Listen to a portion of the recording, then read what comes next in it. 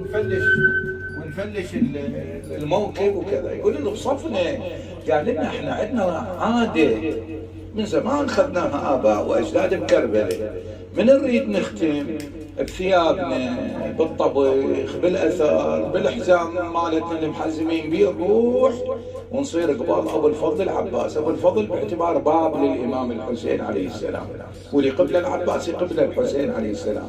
فيقول نصير قباله وننزع الاحزمه مالتنا دليل وعلامه على شنو؟ انتهاء الخدمه.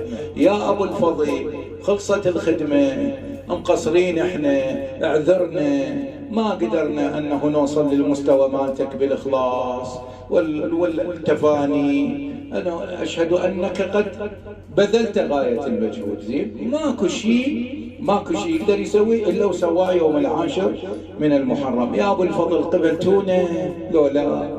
اذا عندنا اخفاق، اذا عندنا خلل تلكؤ، ان شاء الله قبلونا ووجهونا وقومونا حتى نكون عند حسن ظنكم ان شاء الله في المواسم القادمه. يقول لمسنا فد لذه وحلاوه واخلاص عجيب غريب في هذه الحركه اللي سويناها.